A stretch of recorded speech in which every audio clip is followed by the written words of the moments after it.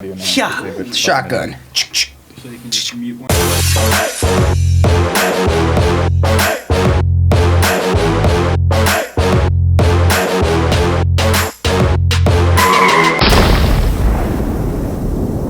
Three, two, one.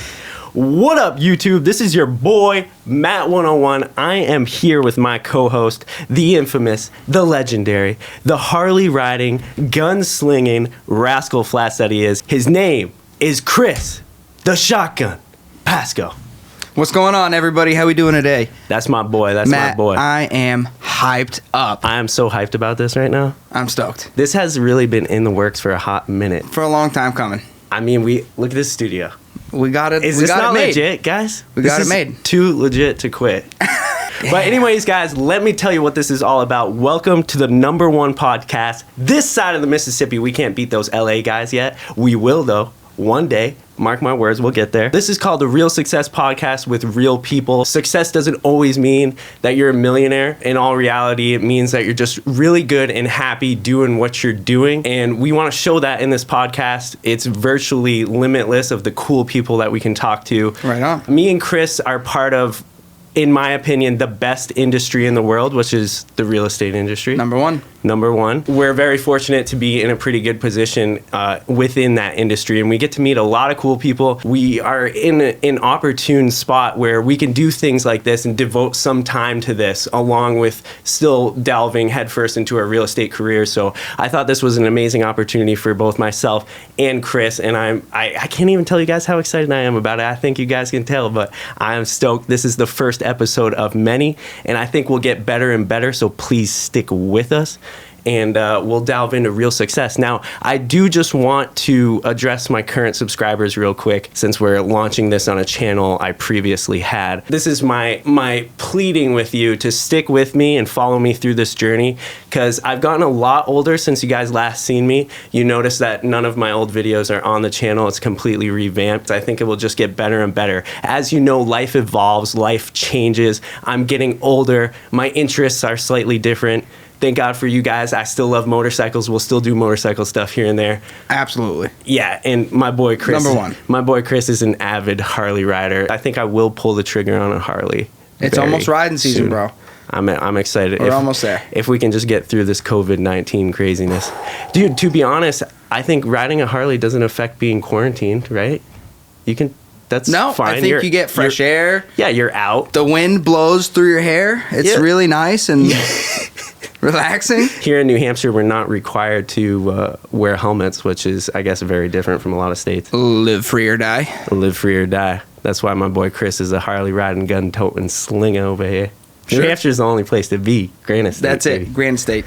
Anyways, I digress. I really wanted to talk on this first episode about real estate in of itself and what me and Chris do. Just so you guys get a little bit of a background of us. I've been in the real estate industry for, I think, 4.5 years now.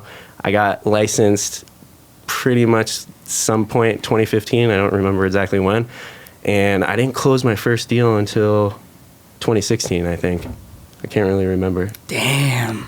Hey, come on. Ooh. No, maybe I sold did. 3 in my first month, bro. What's up? Did you really? Yeah, 3 under in my Dude, first 30 that is days. unheard of. That's what I do. That is sick. Well, you got to remember, I started as a lone wolf. No, I know. Paths were not paved. I'm the very first one in my industry, or the very first one in my family to even think about the real estate dive industry. into the realm. And then also, I started at a small mom and pop brokerage of there was 4 people there. Yeah, that doesn't do any good at all. And I was just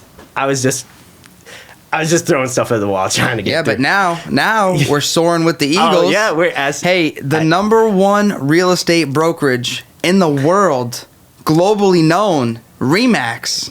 We got to represent. I love it. And the opportunities that we have been afforded working through RE/MAX Synergy under our incredible brokers, they have provided us with limitless opportunities and an abundance Resources. of knowledge and resources. And the differences that it's made in both mine and Maddie's business here has been second to none. And we have seen tremendous success. So obviously, as he mentioned, that's kind of why we're here to talk about our real success as well as bringing other people on for Absolutely. real success. Absolutely. And the real estate industry is kind of an interesting thing because it's one of those industries that people who aren't in it think they know about it, and people who are in it could be very different variances of success within the industry. So it's funny. It's one of those things that you talk to each realtor or you talk to each person within the business, and they all give different opinions because no one does it the same. I don't sell real estate the same way Chris sells real estate. I don't sell real estate the same way my brother sells real estate. It really is centered around you and how you do it and how style. you run your business. Exactly. Yeah, and you can run your business so many different ways. I mean, you can become a broker, you can start a team, you can have buyer's agents, you can be a lone wolf, you can have a transaction coordinator, you can have an assistant. There's just so many different variables of how you can grow different ways. Many different avenues to take to still get to your number one goal, whatever that may be. Yeah, me and Chris here are both lone wolves still. And to be honest, I want to keep it that way at least for another couple of years. I think I will rock it. I don't want to... Part of the reason why I became an entrepreneur in real estate in the first place is because I have a lot of trouble with having to answer to anyone else or even having to help other people. It's like, see, having like a boss. Yeah, having a boss, I figured out real really quick. My thing was not for me. I need a mentor. Mentor is great. Absolutely. Boss necessary. Mentors are necessary. Yeah, and I would consider our broker 100% a mentor. Not only is he a mentor in real estate, but in every aspect of life. I mean, the personal goals as well as real estate goals he helped me accomplish last year. Our goals have been trying to accomplish for 3, 4, and 5 years now. And last year, I just knocked it out of the park. And I think a lot of that is definitely due to a hard work ethic, right? That's really what it all comes down to. But to be able to have the guidance from a knowledgeable broker who you can rely on has been just tremendous, I think, for both of us. Yeah, and it's one of again, it's a business where you get paid back for all the work you put in. If you're putting in 80 hours a week, then you will get that compensation back, no doubt. Absolutely. Like, it's if you're willing to put in the work. The problem and why I think real estate has an 87% failure rate, I think last time I checked that was the case. 87% go belly up within 2 years or something like that. Or 3 years. And it's And I think it's because there's no roadmap. Real estate will never be one of those industries you can jump in and some guy is just going to show you exactly how he does it, because each realtor does it differently. So the roadmap to real estate or becoming a successful agent is virtually not something that you can put someone through a training program and they become a stellar agent. It just doesn't work that way. It's kind of sucky in the way that experience does help greatly, and the only way to get experience is to get out there and start doing it. Hey, you gotta fake it till you make it. Yeah, those first few deals, man, I'm like, I have no idea what I'm doing. You kind of got to be throwing out confidence when it may not be warranted. Totally, 100%. But then once you get to a position where you've done over 100 transactions and you know what's going on, 100 transactions. It's what? It doesn't take that many. Come on. Oh, yeah, well, 50, 25. I mean... You're trying to dog me. Oh, yeah, you're not there yet? You're not there yet? Ooh. Hey, I've only been doing this 2.5 years, and I'm at 80, so... Ooh, yeah, that's true. To be honest, I had like a 2-year delay. No, I know. We've talked about that. Yeah. You just weren't ready. You didn't commit. Well, I was scared. Matt has commitment issues. I was scared, like... Big commitment issues. I do have commitment issues. Both, personally, personally as well as some other things. Oh, man. Let's just say your boy... That was for the bald comment. Let's just say your boy hasn't had a girlfriend in a hot minute. We'll see. If it comes, it comes. You know what I mean? I'm not out there looking too hard, but whatever. Nah, he is. He talks about it every day at the gym. Dude, what else is there to talk about? Oh, man. Talk about my date. Matt actually comes over to my house, and I think he starts to realize what it's like to be married. Dude, and, oh my God. I do. I will say I have an amazing wife at home. She's a nurse. We're having a baby in May. But, I mean, we got a new house. I mean, she cooks amazing dinner. She's Italian, so she's a really, really good cook. And Matt comes over from time to time, and I think he's oh, like, man, you're showing me that side of life. Chris has got it good. Dude, it really is light years from how I live. It's like I'm just trying to survive and like getting DoorDash, and and Chris is like cooking a I mean, 5-course meal. I see Matt's fridge, and there's literally eggs and beer. Bachelor lifestyle. My fridge looked the same way. Shooter. Matter of fact, we got so much food now. We got a second fridge at home, and Alyssa made a comment. She said she went downstairs and she put all the beer and the bread in the freezer, and she's like, I haven't seen a fridge like this since I first met you and came over to your apartment. I'm like, damn. Yeah, you're rocking with that French door fridge and you got water coming out of the thing. I haven't even seen a plumbed fridge other than houses that I sell in forever. Like, I'm so far from that. I'm like, damn, that's luxury. Matt was brutally amazed at like 4:30 this morning when we both woke up super dehydrated from a little bit of tequila last night. Yeah, I don't And he even was know just why we were fascinated. drinking tequila. Like, why? Whose idea? That was your idea. That was definitely your idea. Doomsday margaritas. What did we call them? Quarantinis. No, Coronaritas. Oh, yeah, Coronaritas. Something like that. Yeah, it was a good time. But it's just crazy what's going on in the world right now. It is absolutely like unprecedented. Insane. I remember when SARS came out and I was a young buck, right? And there was no real change that I remember except my parents wouldn't let me go on the field trip for the school like that year. I think we were supposed to go to Canada for like the Biodome or something. You got to remember, I grew up north. I'm a northern boy. He grew up basically in Canada. I grew up in the mountains. I was just like a wild child. So we were supposed to go on a field trip, and my parents were like, ex-nay. I was the only one who wasn't allowed to go on the field trip because SARS was like all over the headlines. It was ramping up. But schools weren't even closed. No. Like our school. No, we've never seen anything like this. It's just crazy. I don't want to dive too much into it because I don't know all the facts. I'm literally just riding by the seat of my pants. We actually just found out that we may not be able to work for a month. We did. As many people have obviously found out over the last couple of weeks. Yeah. Well, I think they're definitely going to let us finish out the transactions that we have. They are. The inspections and closings. The thing that's going to be the real make or break point is if they allow buyer showings. Because if they don't allow buyer showings, listers and sellers are going to start pulling or waiting until May or June to list their houses. If they do allow buyer showings, buyers will continue on. To be honest, no transaction can happen without us walking that buyer through. So it's literally, that's going to be the make or break point for the month of April, is if they still allow buyer showings.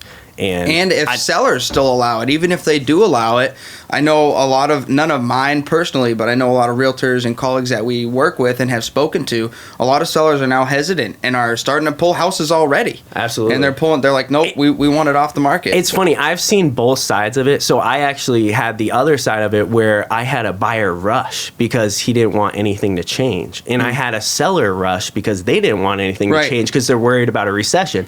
So then they were like, oh my God, we got to list tomorrow. So it's just like, it goes both ways. It's a very weird time. And nobody knows what's going on. So everybody has different opinions. Different sellers have different opinions. Different buyers have different opinions. And that's why you see people like you've encountered who are like, hey, let's pull the trigger. Let's move on this right now. And you have other people who are like, whoa, let's pump the brakes. We want to wait until May time before we reevaluate the situation. And we'll go from there. But we're not doing anything. Yeah. So I've personally seen it both ways as well. And it's very interesting to see and try to even just comprehend what even is going on in the world right now. Yeah. And it's crazy. Each realtor is taking it differently too. There are some realtors who are like, hey, let me run and gun. I'll wear gloves 6 feet apart, rock it like that. And then there are other realtors who are like, hey, this is basically a shelter in place. We're going to stay home and we're going to stock up. And we have a ton of toilet paper. Absolutely. Part of the reason why they're doing this is so that ideally 6 months from now, maybe life can be normal. So hopefully less. Yeah, hopefully less. Got to stay optimistic. Absolutely. I think we got to look at this glass half full, and you guys are able to watch a lot of Netflix and a lot of YouTube right now, and I think that YouTube you are watching should be the Matt 101 channel and the Real Success podcast with Chris the Shotgun Pasco, because I think that's really important to everyone's safety right now. I like your style, Matt. Sorry, shameless plug. But anyways, what do you want to dive into next, my boy? HGTV? Okay. I can hit that. A lot of people will connect with, too. I got to hit on the point of the fact that HGTV is slowly but surely killing vibes on a showing once in a while, or it's just creating this odd expectation of how real estate transactions Bingo. work. It's like, It I'm can not going to set- show you 3 houses and then we go to a cafe and you're going to be like, listen, Matt, I'm a bird watcher, firstly. And secondly, I pick house number 2, the blue house. It never works like that. Ever. It's like, listen, we didn't talk about inspections, how much earnest money deposit you did. What type of financing are you using, by the way? Financing? I didn't know I needed financing. Yeah, it's like, can't we just meet with you and go to a cafe and buy a house? Like, that's what they do. On very rare occasion, you get the old one and done. One showing, one offer. One and but done. That almost never happens. I did do one last weekend. Yeah, one and done can happen. And to be honest, I think it happens more so when the buyer actually already was out looking, but that's the first time they met you and you locked them in and it worked out. I think that you got to sell your personality. Yeah, I think most of the time it's not really a one and done for them. It's a one and done for us. You, which is a gold mine. But you're HGTV absolutely right. is Unrealistic expectations. And you know what sucks? This is what sucks. I watch HGTV sometimes. And I think all of us do. Because it's so damn watchable. They make it amazingly watchable. Hey, but they cut out all the gritty, nitty-gritty parts of a real estate transaction that justifies our job, first of all. Real estate transactions are not all, not all peaches and cream. It's not all peaches and cream. No, you got to struggle through it. You just got to get there. Yeah. Chip and Joanna, they make it seem like Chip peaches and Joanna and cream. games. They do crush it, and I do have a little bit of a crush on them for sure. They're freaking awesome. Joanna's a badass chick. It's like you said. It never works that way. Oh, let's go see 3 houses. I want them. We'll renovate it for you, and then you just get to move in with all this furniture. Like, no. See, I want them to have episodes or a season where they actually get into the nitty gritty. And the problem, I think, would be disclosure and confidentiality. But if they could get into the nitty gritty of like earnest money deposits, inspections, that also isn't going to get them loan viewers, types. It's not. It's that part of real estate. They just leave the amazing fluffy stuff. Yep. They look at the houses. They do the renovations. The buyers fall in love. Everybody's happy. And then once in a while, first time home buyers are overwhelmed with all the stuff you got to go through. Oh, yeah. And I'm like, listen, this is a process. We got to talk about all this. And I make it fun, of course. And I have fun. I have fun doing it. Part of the reason why they hire me is because I do it every day and they don't. But HGTV. Well, I love how like Chip and Joanna and a lot of the other shows, they're like, oh yeah, we got this place, we're gonna flip it, and then they do like one minor thing that's like a $2,000 repair, and it's like, if that was the worst thing when flipping a house that you're going to run into, that's gonna occur, everybody would flip houses. Yeah. Everybody would do it. I had a buyer today. 2 weeks ago, he was a referral. Strap in. He was a referral. Buckle your seatbelts. He was a referral. I get him all hooked up with the lender. He's ready to go. He wants to buy a 2-family, live in one side, rent the other. Absolutely I like brilliant. it. Financially Does smart. a complete 180 on me today. Sends me a $120,000 foreclosure far away. And he wants to do a 203K loan and flip it and sell it. And I'm like, ooh, big those dog. 203K loans. I'm like, I'm sorry to burst your bubble. It's just not how it works. Like, first off, if everybody could buy a house with 3.5% down and then the bank lends you all the money for the renovations and then you could just sell it and profit 30, 40, 50 plus $1,000, everybody would do it. It's just not how it works, and it's not realistic. And 2-3K loans are just brutal. I mean, they are tough, but they are feasible. The thing is they're not really feasible in this market because it's competitive. Right. What seller is going to want to hop through the hoops of a 203K buyer to get all these contractors when they in could there get for estimates when they could get a conventional or a cash buyer and just rock it? Like so that's the thing. And if the market becomes less competitive, I think 203Ks as well as being able to navigate short sales and all those things and foreclosures are going to be a lot more prevalent, obviously. Right. But in the market where we're averaging 4 to 8 offers a property, it's just not realistic, and I hate crushing people's dreams once in a while with that, but it's just part of the ball game. Like, I've had some buyers like call me up the next day, they're like, I can't believe it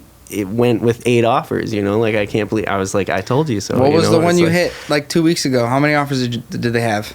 That was the one where it was record breaking for ones that I kept track. I think they ended up with like 28. 28. What do you even do as a seller? What do you even do? They actually had to. So this is what's kind of messed up when it starts getting to that point. Can you believe that seller read through each 5-page purchase and sales? No, they letters. They picked the highest numbers of like 5 or 10. They weeded them out. Yeah. Some of the letters to the owner probably went to the wayside. I know, for instance, my buyer wrote a letter to the owner. I hope it got to them, but you never know if it did. It was an aggressively priced home. The market's a little bit of a different landscape right now because of COVID, but that I just saw 28 offers and I was like, that is absolutely ridiculous. That is crazy. And I felt bad for my buyer who was a little heartbroken over it. And there's so many obstacles that you're going to incur when you're making that offer for your buyer. Even if you know it's multiple offers, there's so many guidelines that you need to navigate and figure out, okay, where are we going with this? Because you can only offer so much over asking price before you're bound to run into appraisal issues.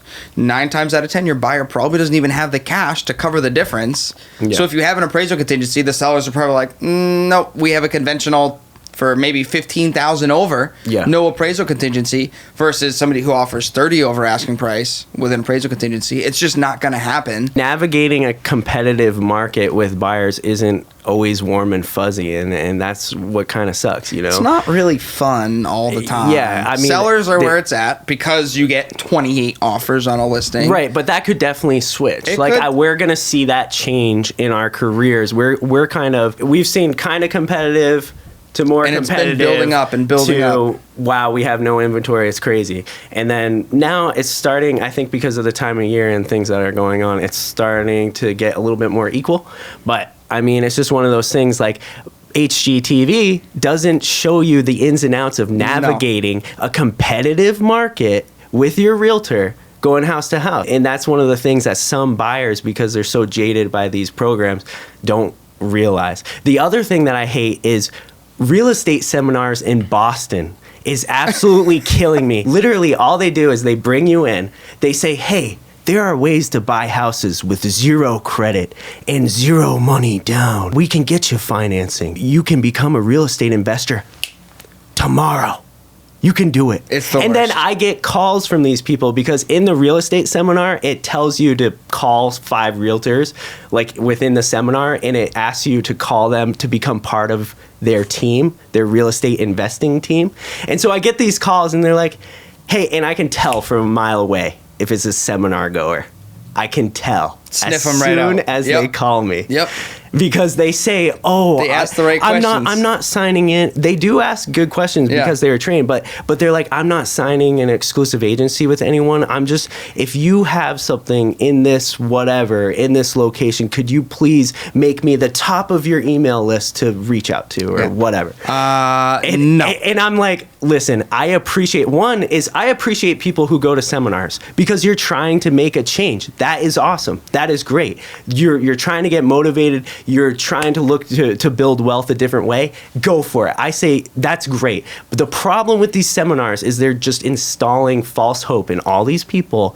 And what they do is they get you into the seminar. They get you hyped up. They show you actual ways you can purchase a property. Like, for instance, if you did find a sweetheart deal with owner financing, technically you could get into that property with 0 money down, maybe, if you could work that out, and no credit because that owner knows you. For the most part, that's really family deals. Right. But they're saying that you could possibly find that owner. Again, unrealistic expectations. Yeah, it's just crazy. And then the other route is they say, hey, listen, we can go hard money. We got hard money lenders. They'll close in 30 days as long as the business is a sound investment. And then they do it that way. And then they're throwing these unexperienced buyers out there with this pre-approval letter from blank exchange. With 12% interest and 2 points up front. And just...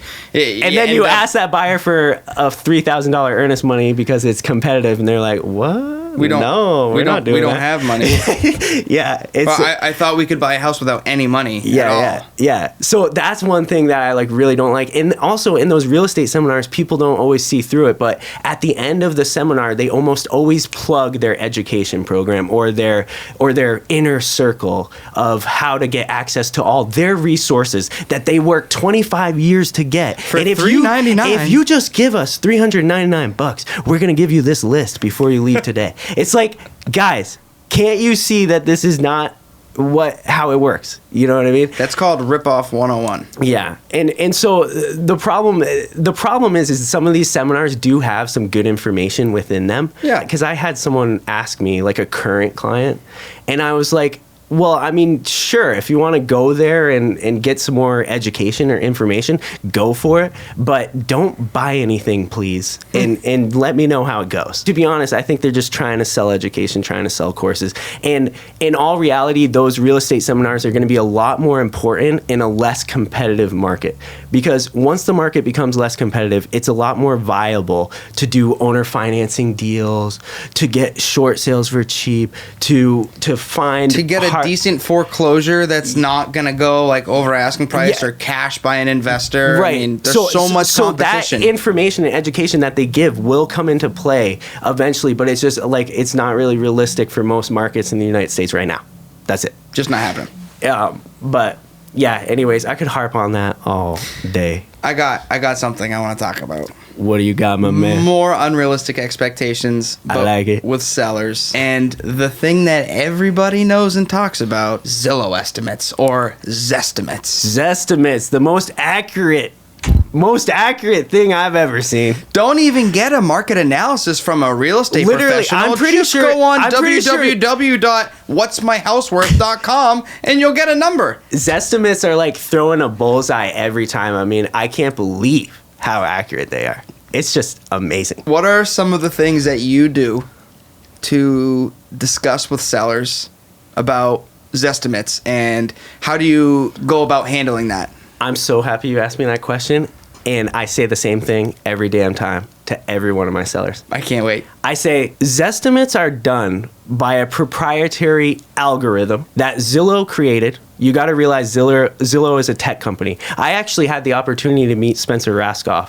when he was still CEO. I think I met him in 2018. I went to one of those realtor I remember that conference things. And anyways, it was very clear that they're a tech company. They are mainly about making real estate more digital and more user-friendly when searching their site and things like that. You got to admit, pictures on Zillow look amazing. It's very user-friendly. It's a great site in that aspect.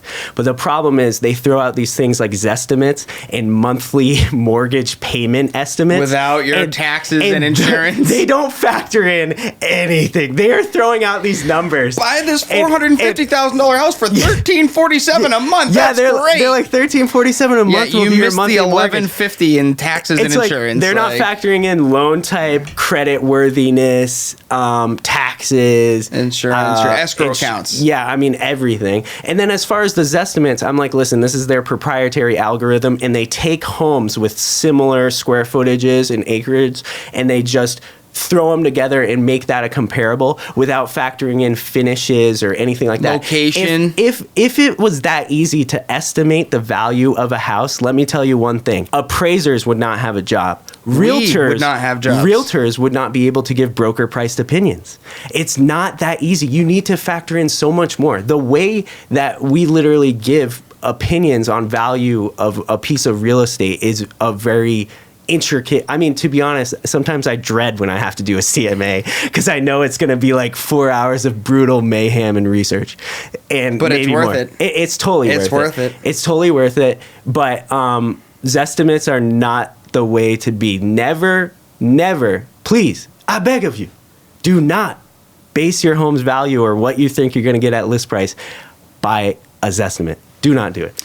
Or any of the automated systems out there, because you can get them on Trulia, Realtor.com, Redfin, All of them are the same thing. It's literally just... They're all it's algorithms. Math, it's math and calculations and algorithms. That's it. There are so many different things. Like when I'm doing a market analysis that I will make adjustments for, finishes and condition are probably the number one things. And you factor in location too. If you have two houses with 3 bedrooms, 2 bathrooms, 2,400 square feet, and one's on a dead-end cul-de-sac in a nice established neighborhood, and you have another one that's on a busy double yellow road with a quarter of an acre, which one would you be willing to pay more for? I mean, and Zillow and these other companies and these other algorithms are not factoring in those, and that's just one example of an adjustment that I would make on a market analysis, but absolutely, there's so many things. I live in the project. Wait. Can we do a side-by-side comparison of my house and his house? Is that what you want in your pictures behind you? Just like get the aerial of my whole thing and then just get like his shitty slider door. When we said Matt's a Scrooge, we weren't joking. Why do you live in the ghetto? I just decided to. It's cheap. It's cheap. Yeah. So and also it makes me feel like I'm one with the community. No, it doesn't. Yeah. No, it does. No, it It's kind of ghetto. It's pretty ghetto. Another thing I want to hit upon is like $1 million listing. Once in a while, I do watch it because it's absolutely ridiculous. I really just envy when they're like, well, I just sold a $45 million house and I brought the buyer and I get 6%. I just made $423,000 in one sale. Well, their reputation and like celebrity status is very important. Like, look at Ryan Serhant or Ryan Serhant, however the heck you say it. I mean, the guy is absolutely killing it. I got nothing but respect for that dude. But like, it's just funny how they do the $1 million listing show. Like, it's so far from, I mean, day-to-day real estate. Talk about not getting into the nitty gritty. I mean, literally, and to be honest, wealthier individuals may buy and sell real estate a little bit more like that. Like, all right, I'll do 4.8 million, send over the paperwork to my assistant today, and then Ryan Serhant's like, yeah, no problem. I'm calling Tracy now. She's getting it. And like, it may work like that. It's just crazy how they portray it. It really is. Hey, because listen, you know what? At the end of the day, everybody's doing a job. Everybody's going to get paid for doing their job. If people are willing to pay them whatever, I mean, it's no different than us. Just we have a couple less zeros at the end of our numbers. But you're absolutely right. Ain't that the truth? Yeah, I know. It would be nice. But what's our average sales price? Average sales price, $240. That's yours. Yeah, yours is more like what? $310? $340. No, last year. Don't be blowing it up. It was $330 like 2 last year. Oh, okay. All right. I stand corrected. I also brokered a couple nice deals last year. Yeah, man.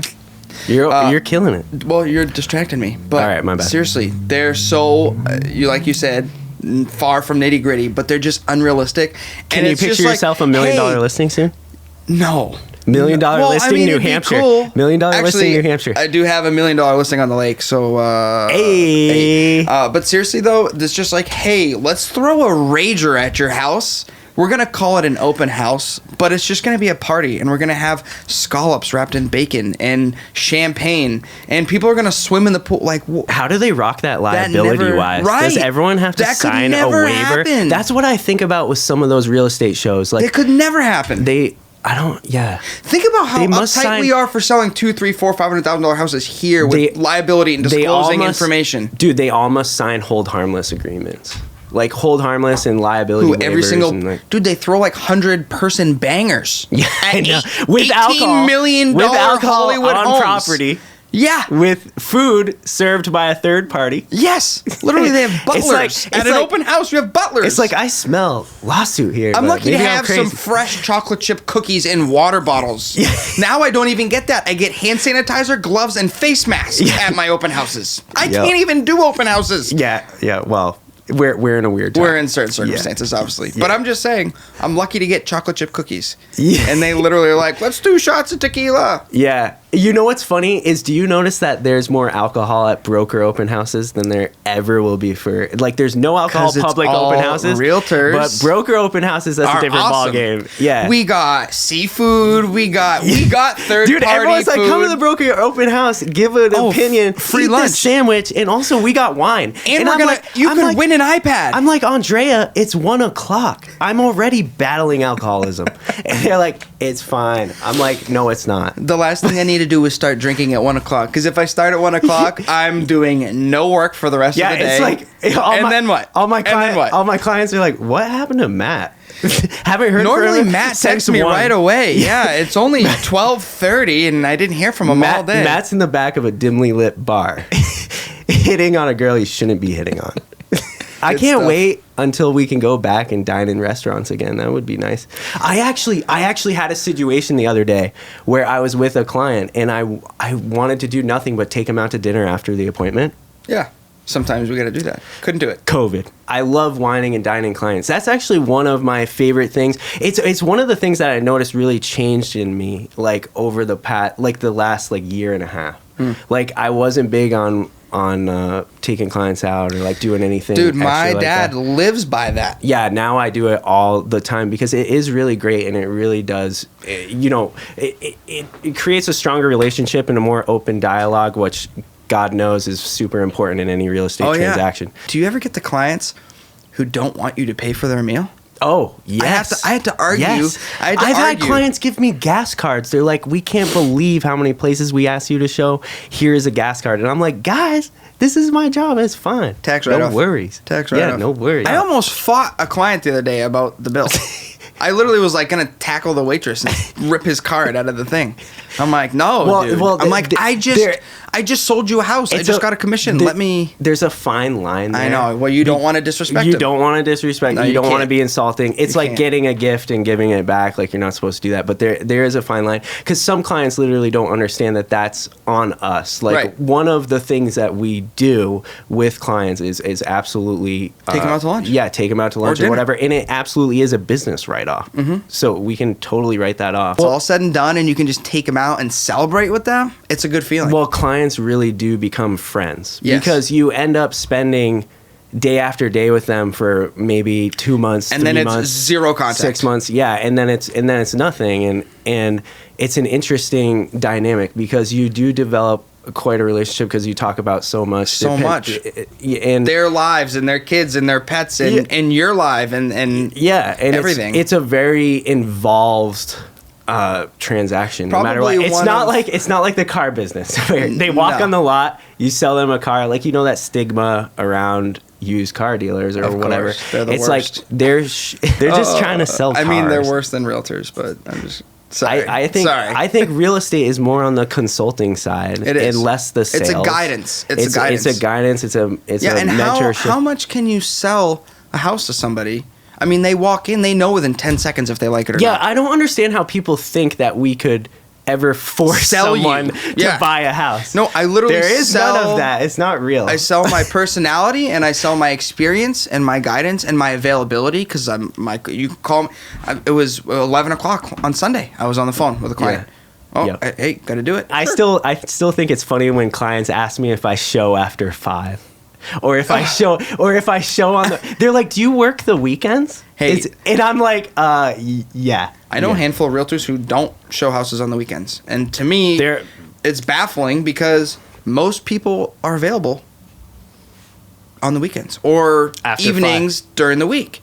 So that's usually when we're working the most is after 5 and on the weekends, and some people just don't have. Well, I think that's another thing that people don't understand about the industry is when you're choosing a realtor, you really are choosing that person. You're not choosing RE/MAX Synergy. Legally in liability, you are choosing RE/MAX. But each realtor is different, and they operate their business differently. I have a lot of people who still think that I'm salary. They're like, yo, how much does RE/MAX pay you? I'm like, I paid them. Yeah, what is that? I hear like it's a tornado in my headphones. Oh, it just stopped. We have a car in the basement that seems to have forgotten that we've run businesses up here. Oh, gotcha. A car in the basement? Yeah. A car in the They're basement. revving. What kind of car, Alex? I don't know. It's a V6, I can tell you that much. It sounded It's a like Pontiac a deeper Rundle than GTO, that. and Vin Diesel's down there. All right, I'll rock the closing. All right, guys, this is your boy Matt 101. Don't forget to smash that subscribe button, leave a like, maybe even leave a dislike, because to be honest, the more engagement, the better on YouTube. The almighty YouTube algorithm tells us that engagement is good. So leave a comment, leave a like, leave a dislike. I know you guys will disagree with some of my opinions. Just know that I am in my mid to late 20s. I'm a total rascal. I'm just a young gun trying to make it in this world, as is Chris. And we're just having fun out here talking about a lot of stuff. So please subscribe. This is a Matt 101 podcast with your boy Chris the Shotgun Pasco. Don't forget to tune in. We're going to be trying to upload once every 2 weeks. I'm very excited about it. We're going to have guests on. To be honest, this episode was really just a warm up, and I had a lot of fun, and it's just going to get better, and we're going to have cooler guests. And guys, I can't tell you how excited I am. I hope you are too. And see you next time. Yo, boy, keep on keeping on. Real success. Do I need to say anything in the closeout? I don't know. What do I do with my hands? Say Nah, you were good. Alex, I don't. shoot it. Here you go. Nailed it. Squad.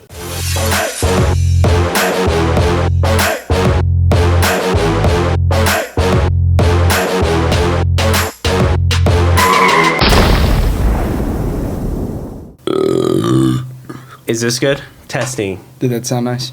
Yeah, you both actually sound good. Crystal clear. All right, Perfect. dope.